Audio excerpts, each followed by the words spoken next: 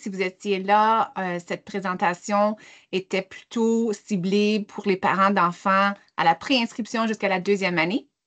Aujourd'hui, environ 30 à 40 du contenu va être comme ce qui était là mardi, mais le reste va vraiment être plus spécifique aux élèves de la 3e à la 6e année. Donc, si vous étiez là mardi, il va y avoir un peu de répétition, mais il y a aussi beaucoup de nouveautés.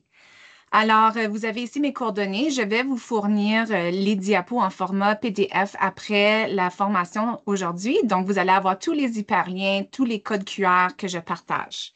Vous avez aussi, comme j'ai mentionné, mes réseaux sociaux. Vous pouvez m'envoyer un message, vous pouvez me poser des questions. Ça me fait toujours plaisir d'entendre là, des parents sur la question du bilinguisme, l'acquisition du français. Donc, vous allez dire, pourquoi est-ce qu'on parle de botboot.com? C'est quoi cette affaire-là? Donc, c'est un groupe que j'ai créé il y a une dizaine d'années. C'est ça le nom de mon site web.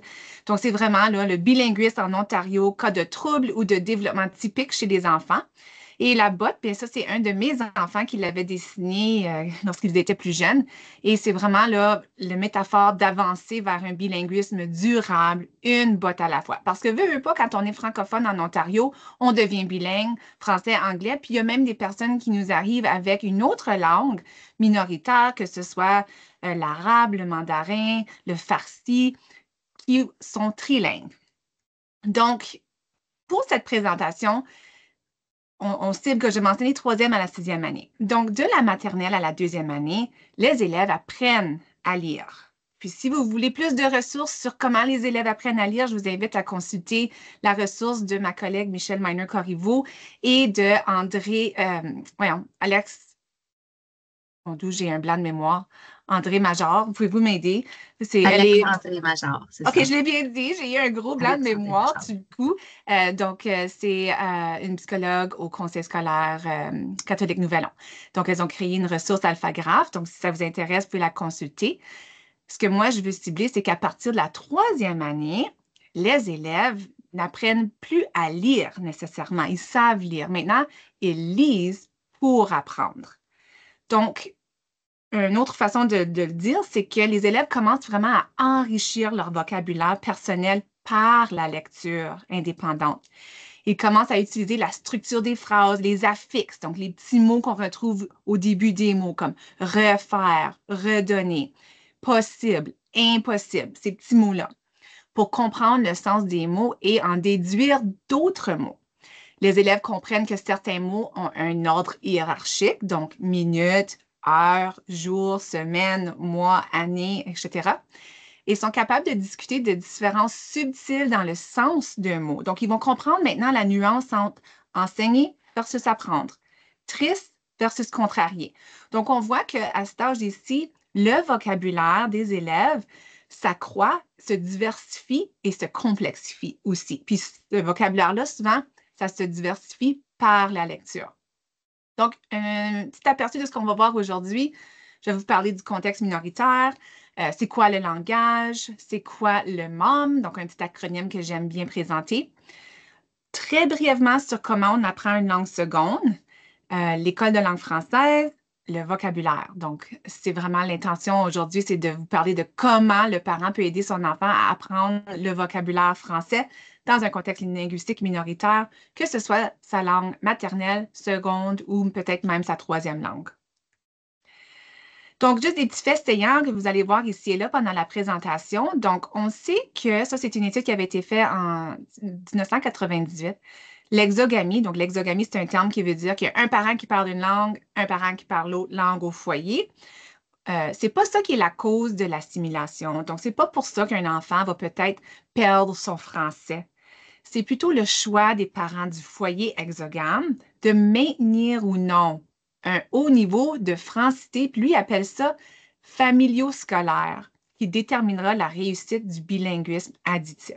Donc, on peut même avoir un foyer où les deux parents parlent plutôt l'anglais ou une autre langue que le français, mais si les parents ont vraiment un haut niveau de francité familio-scolaire, sont vraiment engagés, ils veulent vraiment que leur enfant apprenne le français, sont prêts à aller à la recherche d'activités, d'appuyer son apprentissage, c'est ça qui fait la grosse différence. Alors, on sait qu'au Canada, quelques statistiques, à peu près 41% de la population est bilingue. Donc ici, je vous ai compté, oui, il y a 100 petits bonhommes, je les ai toutes placés là moi-même individuellement. Donc, il y a quand même, tu sais, presque la moitié des Canadiens sont bilingues. Donc, c'est pour ça que je mise beaucoup sur le bilinguisme, c'est notre réalité. Au Canada, hors Québec, il y a près de 4 millions d'enfants inscrits dans les écoles, français ou anglais, puis à peu près 13% sont instruits en français. Donc ça, c'était les statistiques du dernier recensement. On a une autre statistique qui est un petit peu différente, mais très semblable.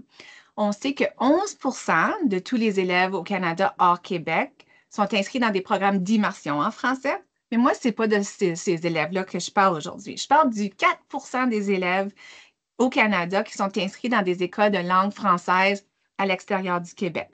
Donc oui, c'est une minorité, mais minorité ne veut pas dire infériorité, hein? C'est la minorité des gens qui s'en vont aux Olympiques, mais ça ne veut pas dire qu'ils sont inférieurs. Donc, on doit quand même consacrer autant de temps à faire de la recherche sur ce groupe minoritaire-là, puis c'est ça que moi je fais, c'est ça que je vais vous présenter aujourd'hui. A lot of my slides are in English as well, so if there's parents here today that don't feel as comfortable in French, I do have a lot of the information in English, and please feel free to ask questions in English at the end. Donc, les élèves sont beaucoup exposés à l'anglais dans notre communauté, que ce soit dans la cour d'école, hein, quand il y a plusieurs enfants qui parlent différentes langues, souvent c'est l'anglais qui l'emporte. Puis ça, c'est comme ça un petit peu partout dans le monde où il y a des langues minoritaires. Les jeux vidéo, des fois même dans les couloirs de l'école, ils vont souvent écouter de la musique en anglais, lire des livres en anglais, regarder la télé en anglais. Donc, certains conseils scolaires rapportent qu'à peu près 75% des enfants inscrits dans des écoles de langue française ont besoin de soutien en français. Ils ont besoin qu'on les sorte des fois de la classe, qu'on leur enseigne le vocabulaire, puis ils ont aussi besoin de l'appui des familles, donc les parents comme vous ici aujourd'hui. Donc, c'est beaucoup d'élèves qui ont besoin de cet appui-là pour apprendre le français, langue minoritaire. Une chose que sur laquelle j'aimerais miser, c'est que les bilingues ne sont pas deux unilingues en un. Bilinguals are not two monolinguals in one. Donc, je vais utiliser l'analogie de la pâtisserie. Hein, vous savez, lorsqu'on mélange des ingrédients, ils ne restent pas séparés. Si je mélange des œufs, de la farine, quand on mélange ça, ça se transforme en quelque chose de nouveau. Donc, c'est un petit peu la même idée avec nos bilingues. Ce ne sont pas des bilingues séparés dans le cerveau. Nos langues sont toujours actives en même temps. Donc, c'est pour ça que quand un élève apprend comme élève bilingue, il apprend différemment qu'un élève monolingue sur certaines matières, pour certaines matières. Donc, aujourd'hui, on parle de la communication, on parle du langage. Mais c'est quoi le langage? On entend ce terme-là souvent, mais est-ce que vous vous êtes jamais arrêté à c'est quoi la définition du langage? What is language? Alors, en orthophonie, on aime utiliser 3 grandes catégories, contenu, forme, usage. Contenu, c'est quoi le message que tu veux transmettre? C'est quoi l'idée? Hein? On a habituellement une idée qu'on veut transmettre. C'est ça le langage. Moi, j'ai une idée en tête, puis je veux te la partager. Je peux te la partager à l'oral, comme que je fais aujourd'hui, ou je peux t'écrire un texto, une lettre, un courriel. La forme, c'est, bien, comment est-ce que je vais te partager ce message-là? Quels sons est-ce que je dois utiliser pour le dire? Quelle conjugaison grammaticale dois-je faire? Donc, comment est-ce qu'on va mettre les mots dans la phrase? Ça, c'est la forme. Puis l'usage, bien, je ne m'exprime pas de la même façon à un groupe comme vous versus mes 3 enfants, versus peut-être même mes parents, si je suis entre amis, versus à une entrevue. Donc, on sait comment adapter notre langage selon le contexte. Donc, ça, c'est les 3 grandes catégories du langage. Donc, pour vous permettre de vivre un petit peu c'est quoi le langage, je vais vous demander de me dire ce que vous avez mangé pour votre dernier repas. Alors, écrivez votre réponse. On n'a pas le clavardoir aujourd'hui. There's no chat today. Alors, faites juste l'écrire sur un bout de papier ou même sur votre téléphone. Qu'est-ce que vous avez mangé pour votre dernier repas dans une phrase complète? Donc, je vais juste vous donner un exemple de moi. Ce matin, j'ai mangé 2 toasts avec du beurre d'arachide et un yogourt grec et 2 tasses de café. Donc, je vous donne un petit 30 secondes pour écrire ça.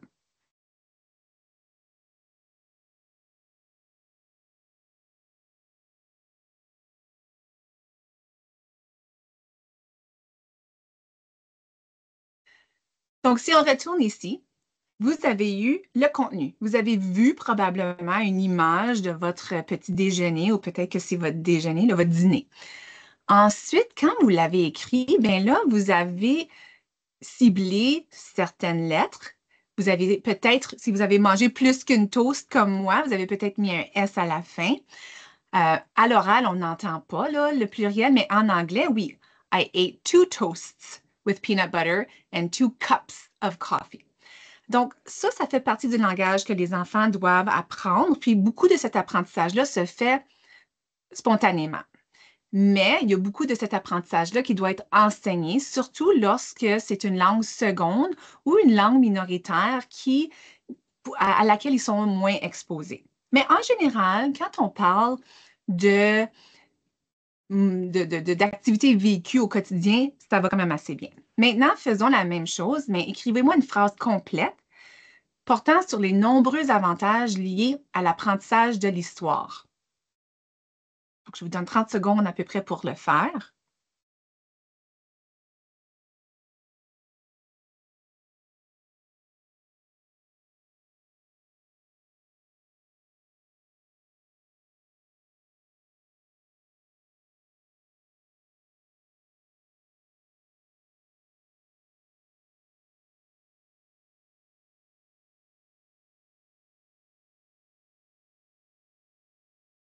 Donc, pour celui-là, c'est un peu plus difficile. Vous devez vraiment aller fouiller pour votre contenu.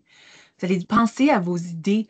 Vous devez aller chercher des mots de vocabulaire qui sont un peu plus sophistiqués que café, yogourt, céréales, peu importe.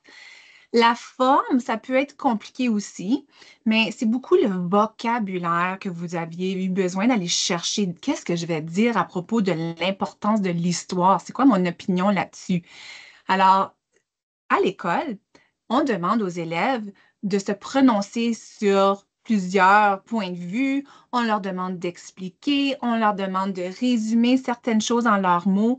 Donc, on commence à faire de plus en plus des activités langagières de plus haut niveau. Alors, ça requiert un vocabulaire spécialisé, puis c'est de ça qu'on va parler aujourd'hui. Jim Cummins, c'est un chercheur renommé au Canada. Il est à Toronto. Et lui, il a nommé ça le BICS et le CALP, cette distinction-là. Donc, si je parle du langage social, qu'est-ce que tu as mangé ce matin? Bonjour, comment allez-vous? Ça, en anglais, c'est le Basic Interpersonal Communication Skills. On a aussi déjà entendu le terme kitchen talk. Tu sais, as-tu fait tes devoirs? Va ramasser tes bottes, va faire ton lit, vas-tu chez ton ami après l'école? C'est un langage beaucoup plus simplifié. Tandis qu'on a à l'école le langage scolaire, le Cognitive Academic Language Proficiency, selon Jim Cummins. Donc, ça, le CALP, c'est beaucoup plus sophistiqué, c'est des mots beaucoup plus avancés. Dans différents contextes, le même mot peut vouloir dire deux différentes choses. Donc, lors du prochain atelier à la fin mars, je vais beaucoup vous parler de comment la lecture avec votre enfant peut appuyer ce genre de vocabulaire-là.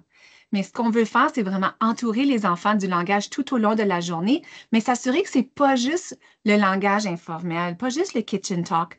C'est de leur exposer à ce vocabulaire riche et diversifié-là à la maison, dans la communauté, parce que c'est le genre de vocabulaire qu'ils vont rencontrer à l'école, dans les manuels, dans les livres qu'ils vont lire, même sur leurs évaluations. Donc ici, here we have it in English as well, if you're more comfortable in English, what I just explained in French. Donc, je vous présente deux infographies. Alors, à la fin de la présentation, vous allez recevoir des infographies. Sur les infographies, il y a un hyperlien vers une capsule vidéo YouTube. Il y a aussi d'autres hyperliens vers des ressources que j'ai préparées. Et les infographies sont toujours en français et en anglais. So I have a few infographics available in French and English that explain a lot of concepts that I'm going to talk about today. You will receive those at the end of the presentation today. Elles sont toutes sur mon site web. Donc, je vous ai dit que j'allais vous parler de mon acronyme que j'aime beaucoup, le MOM. Donc, c'est quoi ça, le MOM? Donc, c'est une de mes collègues, Catherine Conner, aux États-Unis, qui a développé cet acronyme il y a plus de 15 ans, ou à peu près 15 ans passés. Donc, on parle des moyens, des occasions et de la motivation. En anglais, ça fonctionne aussi. Means, opportunities, motivation. C'est quoi les moyens?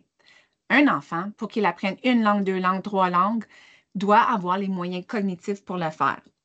Cela étant dit, il n'y a aucune recherche qui montre qu'un trouble quelconque, peut-être que c'est le trouble du spectre de l'autisme, peut-être que c'est le syndrome de Down, peut-être que c'est une paralysie cérébrale, peut-être que c'est une déficience intellectuelle.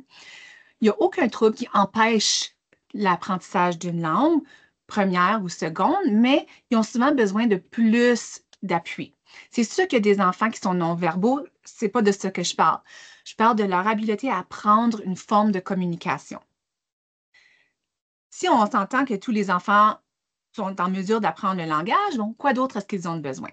Ils ont besoin des occasions. Ils ont besoin d'entendre et d'utiliser la langue à une fréquence assez élevée. Donc, dans notre contexte minoritaire, les élèves qui sont inscrits dans les écoles de langue française, par la 12e année, je vous le promets, ils seront bilingues ou peut-être trilingues s'ils parlent une autre langue. Donc, leur temps d'exposition aux langues est divisé entre le français, l'anglais et peut-être une autre langue. Une étude par Ellen Third-Artier en 2011, elle est à l'Université de McGill, a montré qu'un enfant doit être exposé à une langue pendant 40% de son temps réveillé pour bien maîtriser la compréhension de cette langue-là. Donc, pour bien comprendre le vocabulaire à l'école, il faut qu'il soit exposé à cette langue-là 40% de son temps. Mais qu'en est-il de l'utilisation du vocabulaire? Bien, c'est un peu plus. Donc, pour bien utiliser le vocabulaire d'une langue, il faut être exposé à cette langue-là plus de 60% de son temps. Puis ça, ces chiffres-là, c'est si on veut comparer nos bilingues à des monolingues. Donc, est-ce que c'est vraiment ça l'intention? Peut-être que pas. C'était une recherche, puis ça, c'est les chiffres qu'elle a obtenus. Que pour vraiment avoir un bilingue qui a un vocabulaire comme un monolingue, il faut qu'il soit exposé à cette langue-là 60% de son temps de veille. Un autre travail par Jim Cummins, lui a étudié, bien, ça prend combien de temps si c'est un nouvel apprenant du français? Donc, que ce soit l'anglais qui parle à la maison, peut-être c'est une autre langue étrangère. Un élève qui commence à apprendre la langue, ça va lui prendre 2 ans à avoir le langage social, le kitchen talk, le Basic Interpersonal Communication Skills. Donc, c'est pour ça qu'on voit la ligne bleue foncée, là, BICS. C'est à peu près 2 ans d'exposition. Pour apprendre le langage scolaire, voyez, on continue, ça peut prendre 8 ans ou plus. Les études que Jim Cummins a faites étaient dans la région de Toronto et lui, il s'intéressait aux nouveaux arrivés au Canada qui parlaient une autre langue que le français et l'anglais et qui apprenaient l'anglais. Donc, on s'entend, dans la région de Toronto, surtout dans les années 80, c'était beaucoup moins multiculturel que ce l'est aujourd'hui. L'anglais était vraiment plus omniprésent que ce ne l'est aujourd'hui. Donc, ces gens-là étaient exposés à l'anglais là, à tout moment de la journée, sauf probablement dans leur maison. On s'entend que quand on apprend une langue minoritaire comme langue seconde, ça peut prendre plus de temps.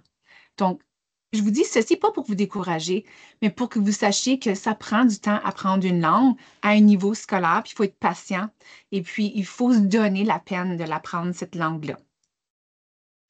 J'avais créé à un moment donné, c'est sur mon site web, un questionnaire que les parents peuvent remplir si vous voulez savoir, est-ce que mon enfant atteint le seuil de 40% ou 60% d'exposition au français? Donc, vous pouvez consulter mon site web et remplir ces formulaires-là. C'est quand même assez simple.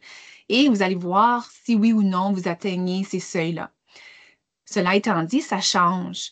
Peut-être que dans 2 semaines, c'est le congé de mars. Peut-être que chez vous, ça se passe beaucoup en français. Puis, ils ne vont pas beaucoup être exposés à l'anglais. Donc, peut-être que là, ils vont être plus exposés au français. Maybe that's not the case. Maybe at home, it's more English. And so then you'll see the percentage of French exposure drop. Donc, ça dépend des moments de l'année, l'été, les vacances de Noël, congé de mars. L'exposition aux langues change en fonction de ce qui se passe dans notre vie. Donc, soyez conscients de ça. Souvent, on voit l'été une hausse d'exposition à l'anglais. Puis des fois, les enfants, les élèves doivent se remettre dans l'esprit français quand ils retournent à l'école au mois de septembre. J'ai créé des ressources pour aider les parents à trouver des activités en français. Donc, elles sont divisées par âge. Donc, j'ai 4 à 10 ans, 10 ans et plus. Donc, vous pouvez les trouver sur mon site web. J'ai aussi créé une autre ressource qui vous donne des idées d'activités pendant l'été. Donc, je suis allée voir quel genre de camp d'été est-ce qu'il existe, des activités sportives, les scouts. So there's a lot of activities here that can be done in French during the summer months in the Sudbury community, which I've provided for you here. Je l'ai mise à jour, celle-ci, je crois, à l'automne 2024. Donc, je suis rendue au 3e M. Je vous ai dit, on a aussi besoin de la motivation pour apprendre une langue, que ce soit ta langue première, seconde, surtout seconde ou 3e. Surtout quand c'est une langue minoritaire. Il faut vraiment le vouloir d'une volonté profonde. OK?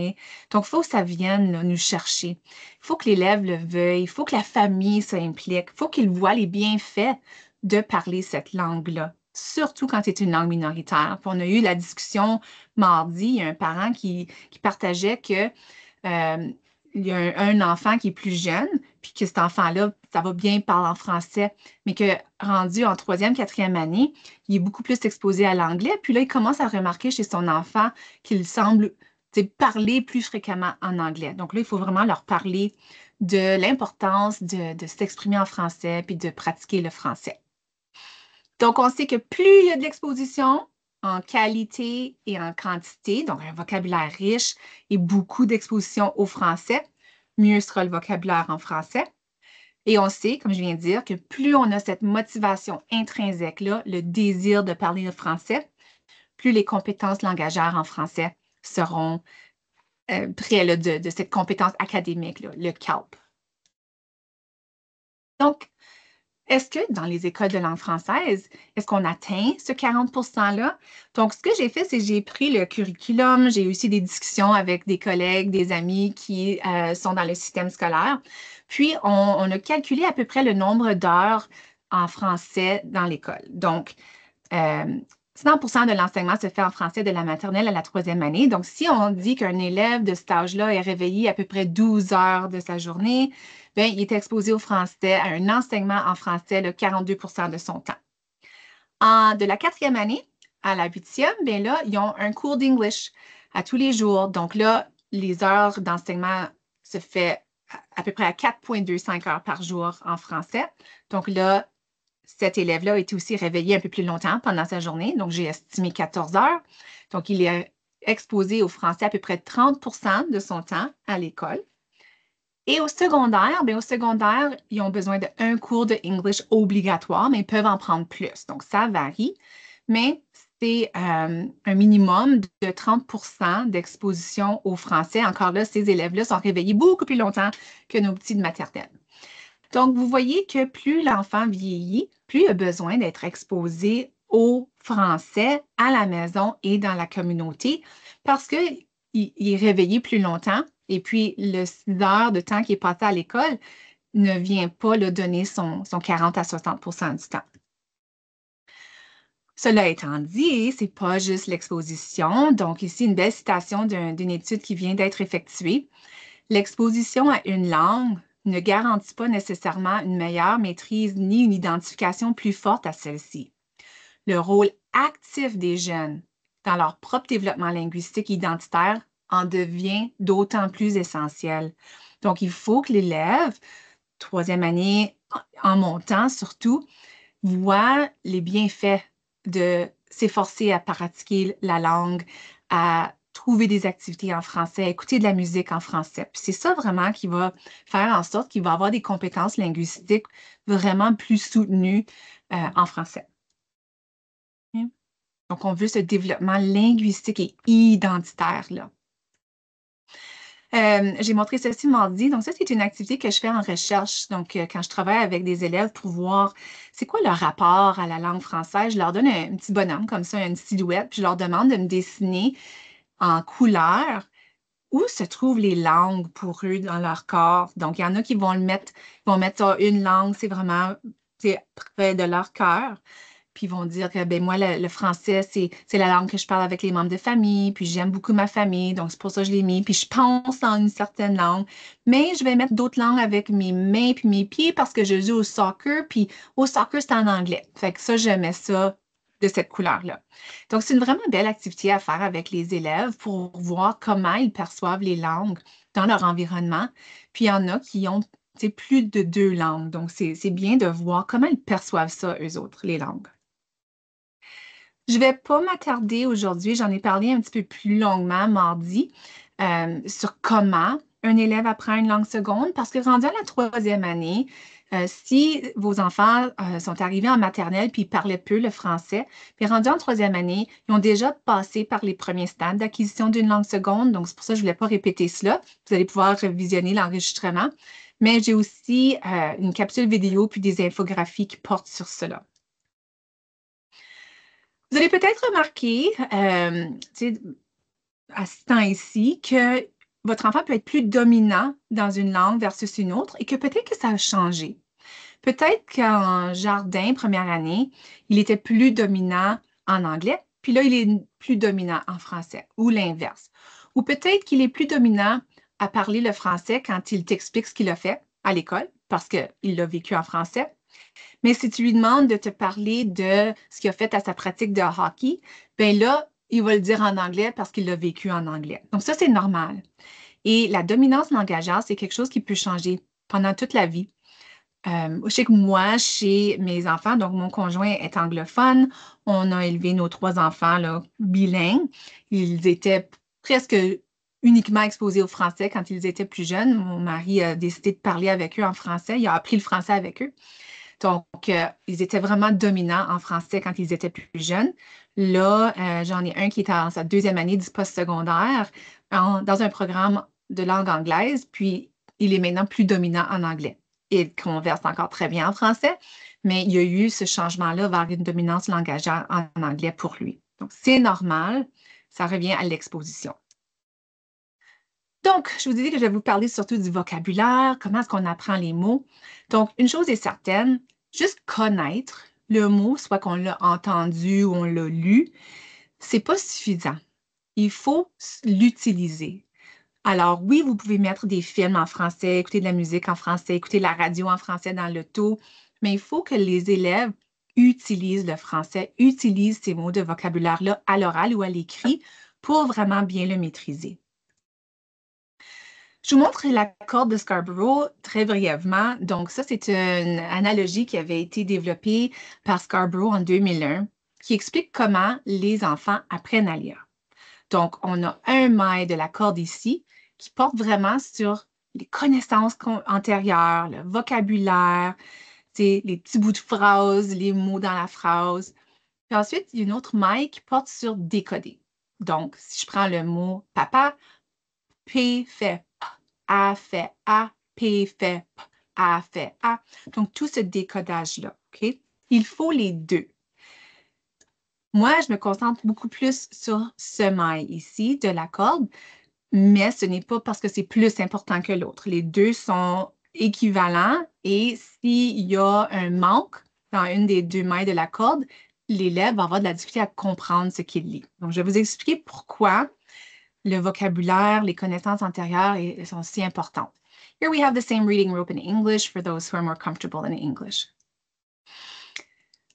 À la fin mars, on va beaucoup s'attarder au genre de texte qu'on peut lire pour travailler cette compréhension du vocabulaire-là. Alors, restez à l'écoute pour ces détails-là. Je vais même vous présenter des listes de livres appropriés pour ce groupe d'âge ici qui peuvent être lus pour vraiment développer le vocabulaire là, plus scolaire. Alors, on peut décoder sans nécessairement comprendre ce qu'on lit. Moi, je ne parle pas l'espagnol. Je l'ai déjà vu, je connais quelques petits mots ici et là. J'ai voyagé en Espagne, donc j'ai été exposée un peu.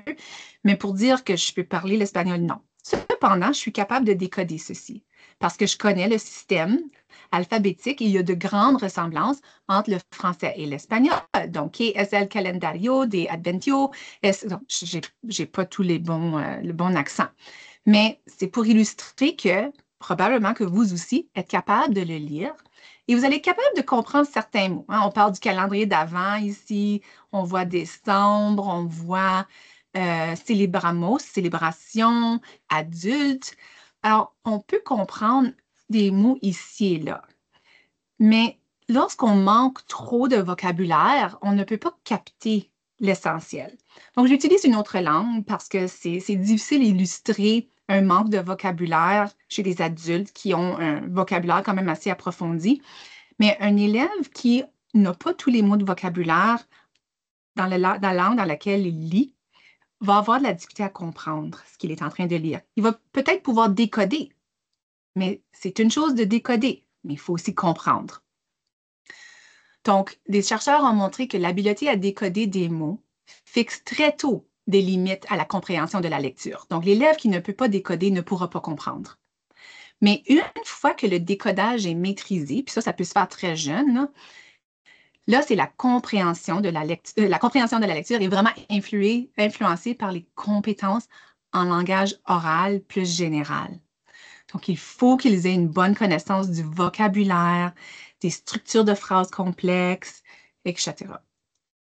Donc, on va lire ceci et je vais vous illustrer pourquoi c'est important d'avoir des connaissances antérieures et le vocabulaire. Donc, la procédure est en fait assez simple. Il faut d'abord organiser les choses en différents groupes. Bien entendu, une seule pile peut suffire selon la quantité de travail à accomplir. Si vous devez aller ailleurs par manque de moyens, c'est l'étape suivante. Sinon, vous êtes plutôt bien installé. Il est important de ne pas trop en faire. Autrement dit, il vaut mieux faire trop peu de choses à la fois que trop de choses. À court terme, cela peut ne pas sembler important, mais des complications peuvent facilement survenir. Une erreur peut également coûter cher. Si je vous demande de me dire de quoi je parle, je lis en anglais aussi, s'il y a des parents qui se sentent plus à l'aise. Donc, if you can read this, you probably won't understand what it's about. Okay? Pourquoi est-ce qu'on ne peut pas comprendre? On est capable de le lire, on est capable de décoder, on comprend le vocabulaire. Donc, dans ce cas-ci, ce n'est pas le vocabulaire. Il nous manque le contexte, il nous manque la connaissance antérieure. De quoi s'agit-il? Il y a trop des mots généraux. Procédure, chose, pile, ailleurs. De ne pas trop en faire. En, c'est quoi? Regardez le nombre de fois qu'on a le mot chose, chose. Donc, très souvent, lorsqu'on lit, on ne va pas avoir des mots vagues comme ceci. Mais lorsque l'élève écrit, si on demande à un élève d'écrire une réponse quelconque, d'expliquer quelque chose, si l'élève n'a pas suffisamment de mots de vocabulaire pour répondre, ça peut être difficile pour l'enseignante de bien évaluer ce qu'il a compris. Ça donne un petit peu ce produit ici. Si je vous dis ou si je vous montre la prochaine image, là, on a tout compris. Donc, si on le relit, puis on sait qu'on parle de faire le lavage ou qu'on est à la buanderie, bien, on doit organiser les choses en différents groupes, les couleurs et les blancs. Une seule pile peut suffire selon la quantité de travail à accomplir. Si vous devez aller ailleurs, c'est l'étape suivante.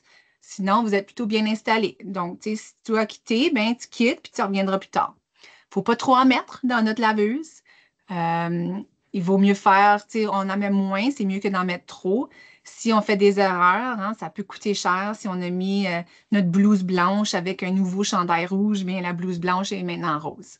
Donc là, vous avez compris parce que vous aviez les connaissances antérieures, le contexte et le vocabulaire reste quand même vague, mais au moins vous comprenez le contexte. Donc, voilà. Alors, c'est important de donner le plus d'exposition possible à vos enfants à un vocabulaire complexe et diversifié. Parlez à vos enfants de sujets variés. Ayez des discussions avec eux dans la langue dans laquelle vous êtes le plus à l'aise pour parler de sujets complexes, OK? Tout en les exposant au français, si ce n'est pas le français qui est la langue dans laquelle vous êtes la plus à l'aise, mais pour avoir des conversations riches, diversifiées, en utilisant un vocabulaire précis, c'est important de le faire dans la langue dans laquelle vous vous sentez le plus à l'aise. Expliquez-leur des concepts abstraits, tels que les guerres, la politique, le système juridique, la nutrition, la pollution. Je vais vous montrer des extraits de travaux qui sont donnés aux élèves de la 3e à la 6e année, puis vous allez voir, ils abordent tous ces thèmes-là à l'école. Alors, s'ils ont eu des conversations à maison en français sur ces sujets-là, ils vont avoir le concept et le vocabulaire. Si ce n'est pas possible d'avoir ces discussions-là en français à la maison, mais ils les ont eues en anglais, ils vont comprendre les concepts. Puis là, on a juste besoin de rattacher le vocabulaire. Plus les enfants participent à des conversations riches et stimulantes, plus ils acquièrent les connaissances et le vocabulaire nécessaires pour comprendre des textes complexes à l'école. So I have the same tips here in English. Donc ici, c'est un autre exemple. C'est pour le niveau secondaire, mais encore là, c'est juste pour vous montrer vos élèves, là, vos enfants vont se rendre au secondaire éventuellement. Puis ça, c'est un manuel pour un cours. Donc, la première structure de résonance laisse entrevoir un atome de carbone à qui il manque un octet, tandis que tous les atomes de la deuxième structure de résonance ont des octets remplis. De ce fait, la deuxième structure et ainsi de suite. Je ne vais pas tout le lire. Vous voyez comment c'est devenu complexe? Alors, ici, l'élève a besoin du vocabulaire, des connaissances antérieures. On se demande, c'est quoi une liaison covalente? Ceci est un cours de chimie organique de 11e année. C'est très complexe, mais c'est pour illustrer que plus l'élève progresse dans le système scolaire, plus le vocabulaire devient complexe. Donc, comment les enfants apprennent les mots? Quand ils sont très jeunes, ils apprennent là, juste par osmose à peu près 9 mots par jour, puis 20 mots par jour à l'âge scolaire. Mais ça, c'est les mots qu'on entend régulièrement. Ce ne sont pas les mots scolaires nécessairement. Il faut un enseignement ciblé et explicite des mots scolaires. Ils vont apprendre par l'écoute, par la discussion et la lecture. Je vais vous donner des exemples de mots scolaires. Donc, j'ai une vidéo et des infographies qui portent sur les différents niveaux de vocabulaire que je vais vous expliquer aujourd'hui. Alors, je vais en parler rapidement, mais vous allez pouvoir réécouter là, une petite capsule vidéo d'à peu près 6-7 minutes pour clarifier. Also available in English. Lorsqu'on apprend un mot, il y a 4 étapes. La première étape, on n'a peut-être aucune connaissance. Hein? Peut-être que vous ne saviez pas, vous autres, c'est quoi une liaison covalente. Je vous dis ça, vous n'avez aucune connaissance de ce mot-là. Peut-être que vous vous souvenez de votre cours de chimie d'organique de la 10e, 11e année, puis vous dites, ah oui, j'ai une connaissance générale là-dessus, mais je ne pourrais pas m'en servir là, dans une conversation. Étape 3, vous êtes capable de l'utiliser dans certains contextes. Et étape 4, vous pouvez utiliser le mot dans différents contextes. Donc, c'est comme ça qu'on apprend les mots et on apprend des mots pendant toute notre vie. Donc, ce n'est jamais quelque chose là, qui s'arrête. Il y a différents niveaux de mots. Niveau 1, ce sont les mots avec lesquels les enfants arrivent à l'école. Donc, des mots comme chien, content, papa, maman, pompier, dehors, manteau, table, pizza. Les mots du niveau 2, c'est des mots qui sont très fréquents dans le vocabulaire des locuteurs natifs, ceux qui parlent la langue, mais moins dans ceux qui parlent la langue comme langue seconde. Puis c'est surtout des mots qui sont retrouvés dans des textes ou à l'école.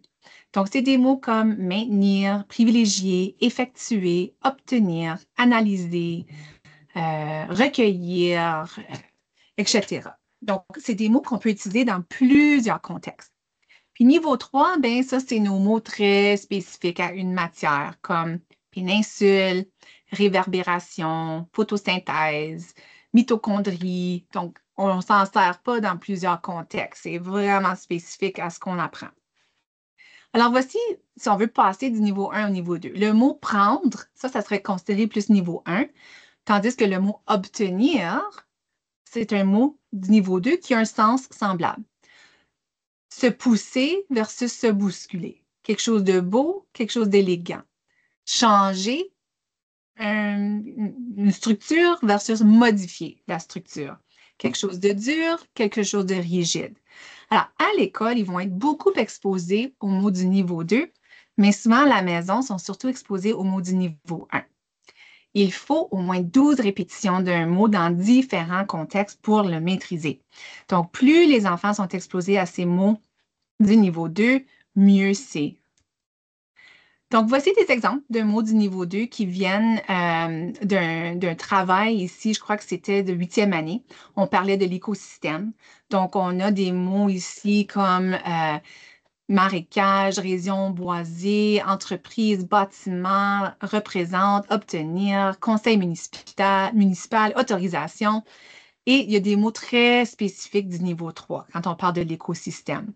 Biosphère, lithosphère, écosystème, respiration cellulaire, photosynthèse. Donc ça, c'est des mots que vos enfants vont apprendre à l'école dans les années à venir. Donc, c'est difficile d'enseigner ces mots-là. Je ne vous demande pas d'enseigner ces mots-là à la maison. Mais des mots comme surface, réaction, transformer, bâtiment, fournir, relation, c'est des mots que vous pouvez déjà songer à utiliser à la maison. Et ce qui est le fun, c'est que c'est des mots qui sont souvent les mêmes en anglais. Préfixe, prefix. Élément, element. Surface, surface. Réaction, reaction. Transform, transform. Profitable, profitable. Vous voyez? Donc, même si vous ne parlez pas le français aisément, vous pouvez utiliser ces mots-là en anglais. Puis là, au moins, l'élève va avoir une connaissance antérieure de ces mots-là qui sont beaucoup utilisés dans les évaluations. Voici une autre liste. Les mots avec les astérisques, c'est les mots qui sont là, les mêmes ou presque les mêmes en français et en anglais. Donc, je vais juste vous montrer quelques extraits de travaux remis aux élèves par le personnel enseignant. So, these are samples of assignments provided to students by teachers that I've assembled over the years. Donc, troisième année, donc ceci était un texte des peuples autochtones. Et on voit ici une liste là, de mots qui sont du niveau 2. J'ai mis le mot en anglais à côté, juste pour faciliter la compréhension, mais il y en a plusieurs. Donc, ça peut devenir difficile à répondre les questions qu'on lui pose s'il ne comprend pas ces mots-là. Ici, c'est un texte sur la chasse aux œufs. Donc, on a des mots comme approche, préféré, également, terminé, plaisir, qui peuvent être plus difficiles. Je voulais vous montrer une astuce. Donc, si vous ne parlez pas beaucoup le français à la maison, utilisez ChatGPT ou l'intelligence artificielle pour vous aider. Donc, tout ce que j'ai fait, moi, c'est j'ai pris une capture d'écran de ceci, je l'ai mis dans ChatGPT et ChatGPT m'a donné une traduction. Donc, ici, au moins, vous pourriez avoir une discussion avec votre enfant si le français n'est pas une langue dans laquelle vous vous sentez à l'aise de le faire, sur le concept de ce que l'élève a besoin de lire pour qu'ensuite l'élève puisse répondre aux questions en français avec plus de compréhension si le besoin est là. Ici aussi, un autre exemple, donc on a des figures congruentes, des figures, on parle des angles. Donc, tu sais, d'aborder ces concepts-là, ça n'a pas besoin d'être fait en français, ça peut être fait dans d'autres langues parlées à la maison. Ici, en quatrième année, on peut parler de la civilisation égyptienne. Donc, il y a beaucoup de mots de niveau 2 ici. Ancienne, concentrée, antique, découle, capacité, adaptée, agricole, commerciale, affirmée, domination, etc. Donc, si vous n'êtes pas à l'aise de lire ceci avec votre enfant en français, vous pouvez utiliser les traducteurs d'intelligence artificielle et au moins parler des concepts dans la langue dans laquelle vous êtes le plus à l'aise. Donc, le temps s'écoule, je vais laisser quelques minutes pour des questions, mais vous voyez, je donne beaucoup d'exemples de textes qui proviennent là, directement là, des travaux des enfants, de mes amis, de mes enfants que j'ai amassés là, au fil des années. Donc, Le Petit Prince, donc ça, c'est souvent un livre qui peut être lu en 5e, 6e année, qui est disponible en, je pense, 60 langues, non, 300 langues ou quelque chose comme ça, là, en plusieurs langues. Ici, 5e année, ça, je viens de mettre la main dessus assez récemment. Donc, ce texte ici, lorsqu'on parle des niveaux de gouvernement, c'est compliqué, ça, parler des niveaux de gouvernement. On a des mots comme relations internationales, impôts financiers, citoyenneté, juridique. Donc, c'est des mots complexes qu'on peut expliquer à la maison.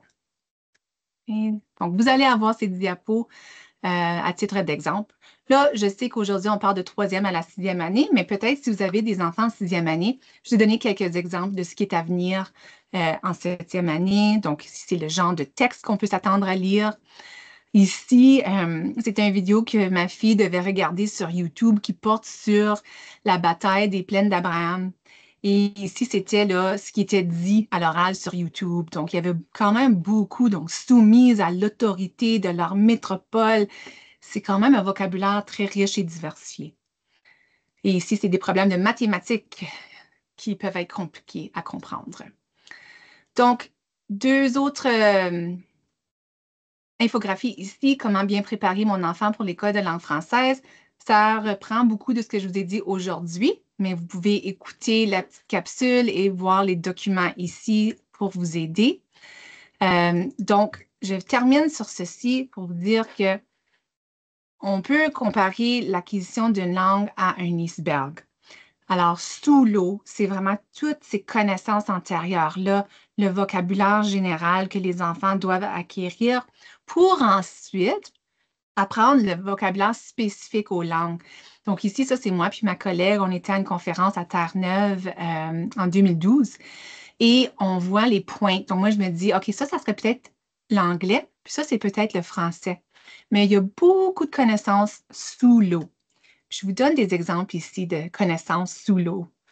Les concepts de base, les concepts spatiaux, devant, en arrière, à côté, temporaux, premier, deuxième, troisième, quantitatif, plus de, moins de, les tailles, la conscience phonologique, l'alphabet, les différentes stratégies de lecture et d'écriture. Donc ça provient de Alexandre Mador et de Michel Meiner-Corriveau encore. Ça se fait, c'est un concept qui se fait indépendamment des langues. La syntaxe, donc un nom, c'est un nom, un verbe, c'est un verbe, là, ça n'a pas d'importance dans quelle langue. Les mots du niveau 1, 2 et 3, donc leur expliquer ces concepts-là. Ça se fait dans n'importe quelle langue, puis ça va les aider ensuite à apprendre la langue qui est enseignée à l'école. So I have the same slide here in English.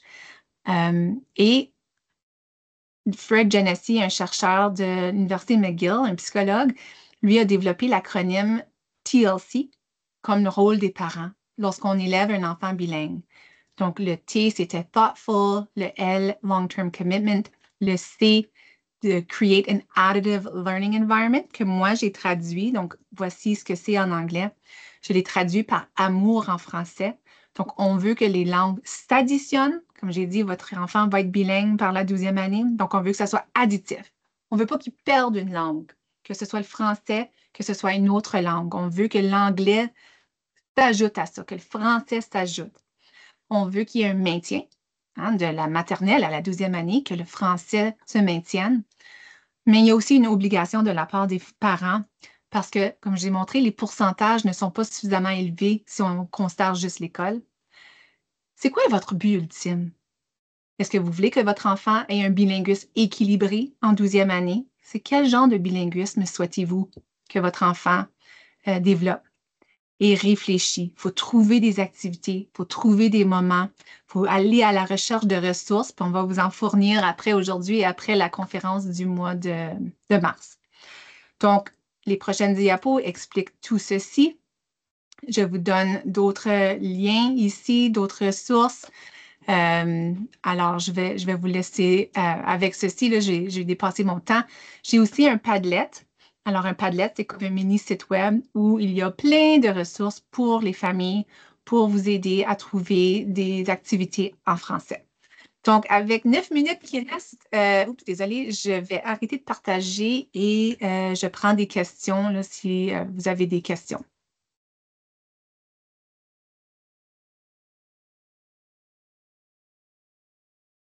C'est ça, justement. Donc, c'est un appel aux parents, aux tuteurs, aux gens qui sont en ligne, d'allumer votre caméra et votre micro si vous avez des questions.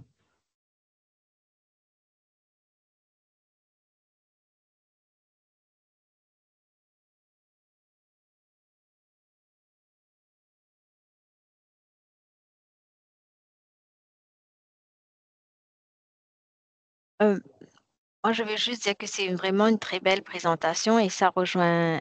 Moi et mon mari, on parle le français à la maison et on disait toujours qu'aux enfants, à la maison, c'est très, très important de parler le français, de garder la langue. Mais c'est vrai que arrivé au secondaire ou entre eux, l'anglais prend le dessus parce que je réalise qu'avec nous, les parents, ils vont parler le français, mais entre eux, même à la maison, entre des siblings, l'anglais, c'est plus facile. Et des fois, je dois dire, OK, où est votre français? Des fois, c'est difficile de maintenir ça, même entre eux. C'est plus facile, même si se bagarre, c'est l'anglais, c'est même pas le français.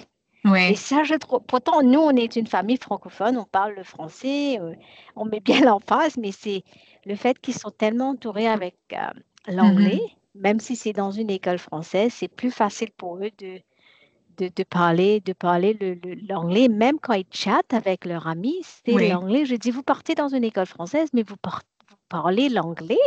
C'est, Oui.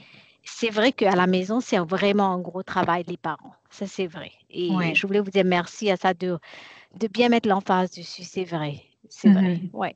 Yeah. Oui, puis ça fait partie de notre réalité en Voilà. contexte linguistique minoritaire. C'est comme Yeah. ça au pays Galles, c'est comme ça à Basque, c'est comme ça en Irlande. Partout où il y a des écoles de langue minoritaire, c'est l'anglais qui l'emporte. Et Mhm. les réseaux sociaux, TikTok, Instagram, tout ça, c'est tellement populaire que les jeunes sont vraiment attirés à ça. Donc, Ouais. oui, l'école fait sa part et l'école de langue française, dès l'arrivée, les annonces se font en français, les activités se font en français, l'enseignement se fait en français, les gens vivent en français. Mais rendu au secondaire, euh, les 6 heures passées à l'école est une fraction, là, c'est un tiers de leur journée, là. Donc, il faut quand même essayer de Ouais. trouver d'autres activités. Mhm. Ouais, ouais. On a trouvé un super jeu de société. Euh, euh, Mon mari qui a trouvé ça. C'est vraiment intéressant. C'est en français et en plus aussi, ça donne l'occasion d'avoir des questions qu'on ne va pas se poser nous-mêmes et ça les fait penser et discuter en Mhm, français. Ouais, mais c'est quelque chose qu'on a trouvé et ça fonctionne pour nous. C'est mhm. vraiment intéressant, oui. Ouais, ouais, ouais. Yeah. Trouver des petites actus, je veux dire, que pour juste plus mettre l'emphase de garder la langue française, des Mhm. petites actus qui fonctionnent. Chaque famille est différente. Ça peut fonctionner pour moi et ça peut pas fonctionner pour un autre. Ouais. Et c'est ça, Mais en j'ai tout cas, sauté. merci beaucoup. Oui. Oui, oui, non, j'allais dire, j'ai sauté par-dessus parce que je voulais voir si les gens avaient des questions, mais je peux juste vous montrer. Tout récemment, il y a eu un article qui a paru dans Le Droit. Donc, c'était. Oh, je ne sais pas ce qui est arrivé, j'ai arrêté de partager. Un moment. Le 3 février. Et on disait la mère a 2 fois plus d'influence que le père sur la langue à laquelle un enfant est exposé. Puis ça, c'était à l'Université Concordia. Mais le message que moi j'ai retenu, c'est que peu importe, donc il y a des familles qui vont dire, est-ce qu'on devrait faire un parent par le français, un parent par l'anglais?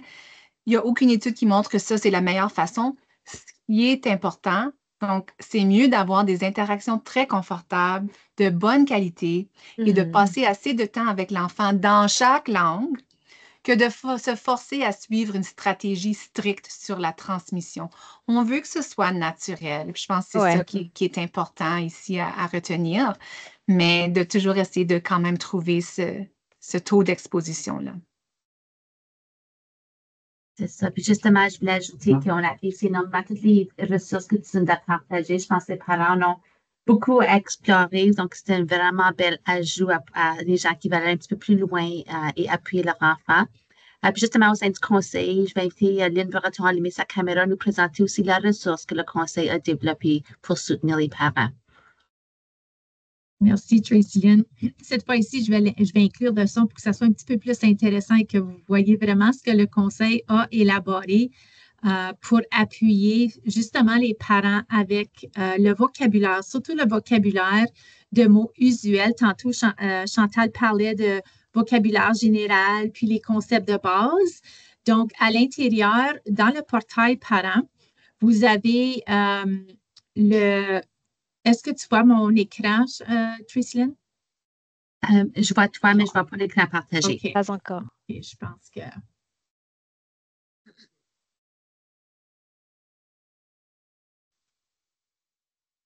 Et voilà. Non, mais non. OK. Est-ce que vous voyez le portail? Oui. Oui, parfait. Donc, à l'intérieur, dans le portail, je vais juste faire un petit recul, vous avez l'icône qui est indiqué mots usuels. Et en cliquant sur ce petit icône-là, on ouvre une boîte de mots pour permettre à l'enfant et même aussi aux parents qui sont anglophones d'apprendre les concepts de base et des mots usuels en français. Donc, vous choisissez la catégorie que vous désirez travailler avec votre enfant. Puis moi, j'avais choisi école, la rentrée. Donc ici, on va aller choisir la page 1. Puis, plusieurs mots de vocabulaire sont ressortis en lien avec la catégorie qui est choisie. Puis, vous allez remarquer que lorsque la personne parle, c'est quand même assez lentement pour permettre à l'enfant de bien écouter, de bien entendre les sons et aussi de permettre à l'enfant de répéter à la suite que la personne parle. Donc, comme exemple, je clique une école. école, Donne du temps à l'enfant à répéter. une école, Donne d'autres temps avec un déterminant. l'école, Un autre déterminant. voici une école, Donc, une phrase avec le mot, puis ensuite avec l'image, ça permet à l'enfant de reconnaître ce que la personne est en train de décrire. Donc, vous avez accès aux mots usuels. Donc, servez-vous-en, amusez-vous avec les enfants, jouez des jeux de compétition, etc. pour développer le vocabulaire de mots usuels ou les concepts de base, les mots des concepts de base en français.